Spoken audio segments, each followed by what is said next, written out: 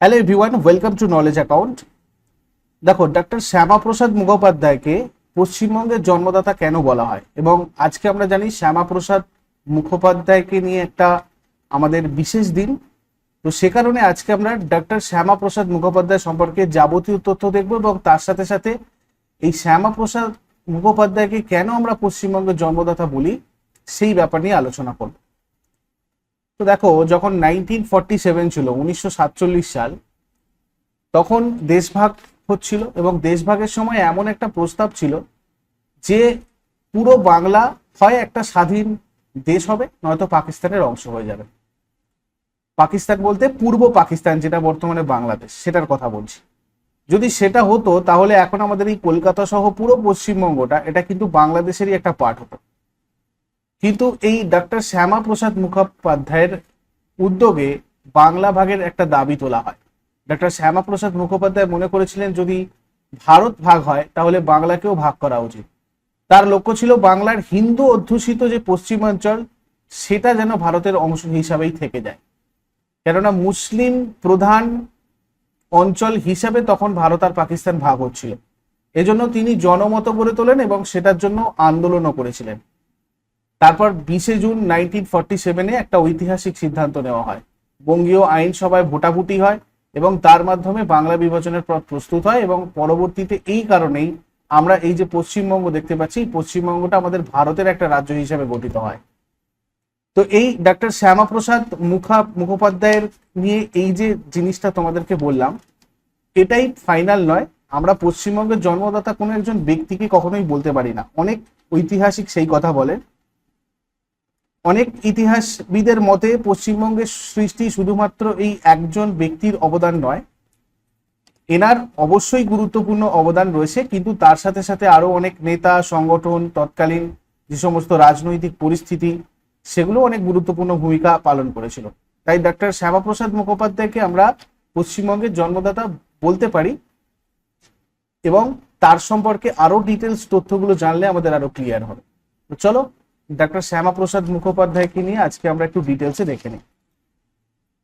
125তম জন্মজয়ন্তী উদযাপন 2025 থেকে 27 হচ্ছে আমরা জানি, এবং ভারত সরকারের সংস্কৃতি মন্ত্রক, ministry of culture, doctor Shyamaprasad মুখোপাধ্যায়ের 125তম জন্মবার্ষিকী উপলক্ষে 2 বছর ব্যাপী, মানে 6 জুলাই 2025 থেকে 6 জুলাই 2027 পর্যন্ত দেশ জুড়ে জাতীয় স্তরের বিভিন্ন কর্মসূচি, প্রদর্শনী, এই ধরনের জিনিসগুলো আয়োজন করেছে।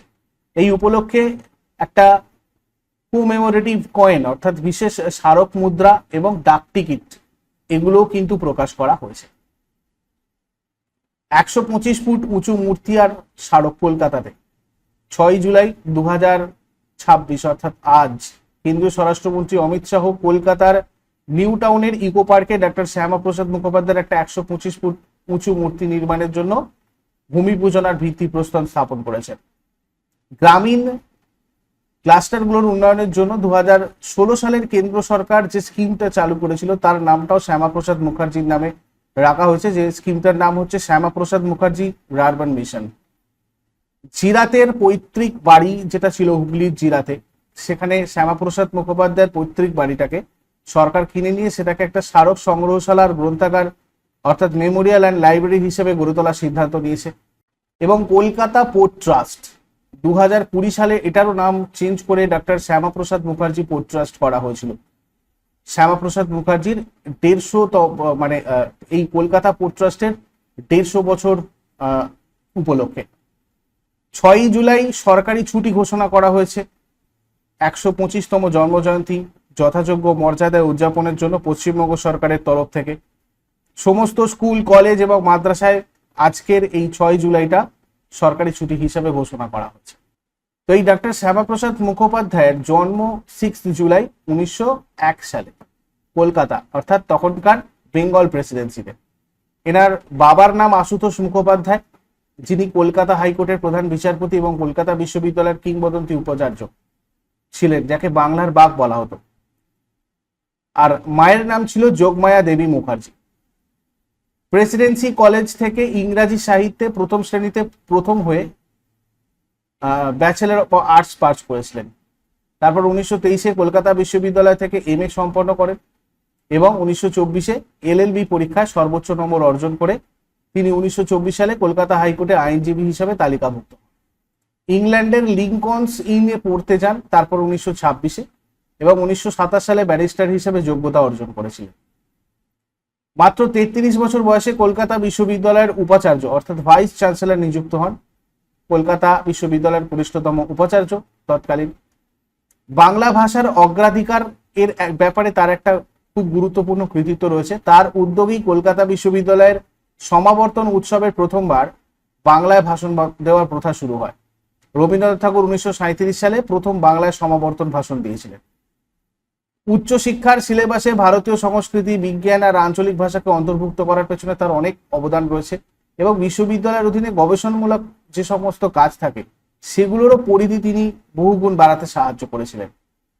1929 সালে কংগ্রেসের টিকিটে বেঙ্গল লেজিসলেটিভ কাউন্সিলে নির্বাচিত হন, কিন্তু আদর্শগত অমিল থাকার কারণে পরে পদত্যাগ করে নির্দল প্রার্থী হন। 1939 সালে তিনি হিন্দু মহাসভাতে যোগ দেন এবং 1943 সালে এর কার্যকরী সভাপতি আর বলিষ্ঠ নেতা হিসাবে আত্মপ্রকাশ করেন। 1943 সালের ভয়াবহ 50-এর মন্বন্তরের সময় বেঙ্গল ক্যাবিনেট থেকে পদত্যাগ করে রামকৃষ্ণ মিশন আর মহাবোধি সোসাইটির মাধ্যমে বিশাল ত্রাণ কার্য পরিচালনা করেন। কংগ্রেস সরকারের পদত্যাগের পর 1941 সালের 12ই ডিসেম্বর গঠিত একে ফজলুল হকের প্রোগ্রেসিভ কোয়ালিশন সরকারের অধীনে তিনি 1941 থেকে 42 সালে বাংলা প্রদেশের অর্থমন্ত্রী হিসেবে দায়িত্ব পালন করেন। জিন্নার পাকিস্তান দাবি যখন হয় তার পরিপ্রেক্ষিতে পুরো বাংলা যখন পাকিস্তানের অন্তর্ভুক্ত হওয়ার মুখে, তখন এই শ্যামাপ্রসাদ মুখোপাধ্যায় আন্দোলন গড়ে তুলেছিলেন এবং তিনি জোর দিয়ে বলেছিলেন দেশভাগ যদি অনিবার্যই হবে তবে হিন্দু সংখ্যাগরিষ্ঠ অঞ্চল নিয়ে ভারতের অধীনে পশ্চিমবঙ্গ রাজ্য গঠন করতে হবে, এবং তার এই অনড় অবস্থানের কারণে আজকে আমাদের এই পশ্চিমবঙ্গ ভারতের অংশ হয়েছে, এবং এই পশ্চিমবঙ্গ হওয়ার পেছনে তার অনেক অবদান রয়েছে সেটাই বলা হয়। 1946 সালে তিনি ভারতের গণপরিষদের সদস্য হিসেবে নির্বাচিত হন। মহাত্মা গান্ধীর অনুরোধে প্রধানমন্ত্রী জওহরলাল নেহেরু তাকে ভারতের প্রথম ক্যাবিনেট অন্তর্ভুক্ত করেন। ভারতের প্রথম সারির ভারী শিল্প কারখানা যেমন চিত্তরঞ্জন লোকোমোটিভ ওয়ার্কস, সিন্দ্রি সার কারখানা যখন আমাদের বঙ্গভঙ্গ হয় তার পরবর্তী সময়টায়, তো এইগুলো স্থাপনের পেছনে তিনি নীতি পরিকল্পনা এই ধরনের জিনিসগুলো নিয়ে কাজ করেছিলেন, যেহেতু তিনি তখন ক্ষমতায় ছিলেন, এবং ভারতের কুটির আর ক্ষুদ্র শিল্পের বিকাশও তার সময়তে অনেক হয়েছিল। জাতীয় স্তরে স্বনির্ভরতা অর্জনের পরিকল্পনা। 1950 সালের ঐতিহাসিক নেহেরু লিয়াকত চুক্তির প্রতিবাদে তিনি মন্ত্রিত্ব ত্যাগ করেন। পূর্ব পাকিস্তান মানে বর্তমানে যে বাংলাদেশ, সেখানে হিন্দুদের ওপর চলা নির্যাতন রুখতে এবং তাদের পুনর্বাসন থেকে নেহেরু সরকারের যে ব্যর্থ হয়েছে বলে তিনি মনে করতেন। এবং 21শে অক্টোবর 1951 সালে দিল্লিতে রাষ্ট্রীয় স্বয়ংসেবক সংঘ আরএসএস এর সহযোগিতায় ভারতীয় জনসংঘ প্রতিষ্ঠা করেন। এখানে আমি একটা কথা বলবো, অ্যাকচুয়ালি ভারতীয় জনসংঘের সাথে পরবর্তীতে তিনি আরো অন্যান্য অনেক দল, যেমন ধরো ইন্ডিয়ান ন্যাশনাল কংগ্রেস, ভারতীয় জনতা সংঘ, ভারতীয় লোক দল, socialist party, Congress for democracy, ঠিক আছে, এগুলো সব মিলিয়ে ফাইনালি জনতা পার্টি তৈরি হয়েছিল। সেই জনতা পার্টিটার মানে প্রতিষ্ঠাতা ছিলেন আমাদের জয়প্রকাশ নারায়ণ, যেটা তোমাদের পরীক্ষাতেও খুব আসে, জয়প্রকাশ নারায়ণ। তো এটা 1977 থেকে 80 পর্যন্ত এই নামেই থাকে, তার পরবর্তীতে ওটা বিজেপি হয়।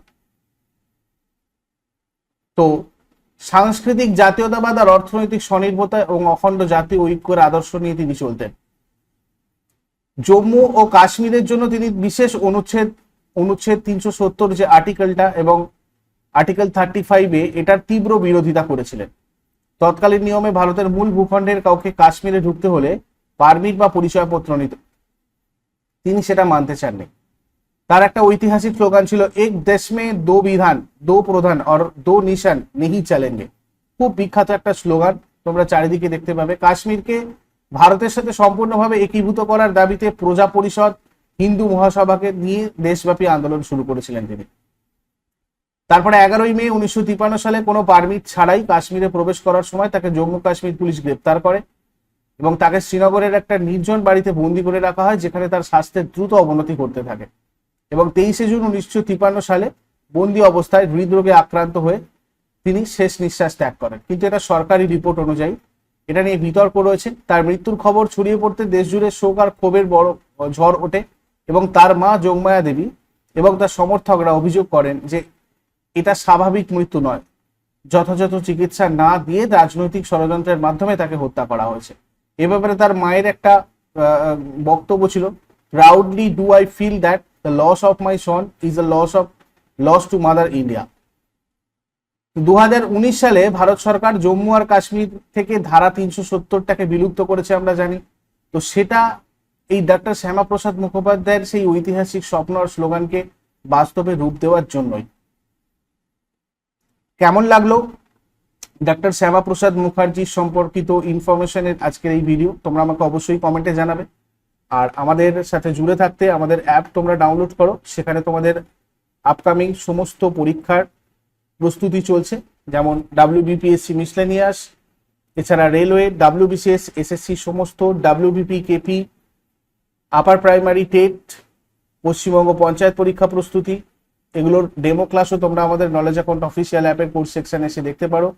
আর এরপরেও যদি আমাদের সাথে যোগাযোগ করতে চাও, সেক্ষেত্রে এই নাম্বারে তোমরা হোয়াটসঅ্যাপ অথবা কল করে আমাদের সাথে যোগাযোগ করতে পারো। নেক্সট ক্লাসে আবার সবার সাথে কথা হবে। Thank you so much, take care, good night.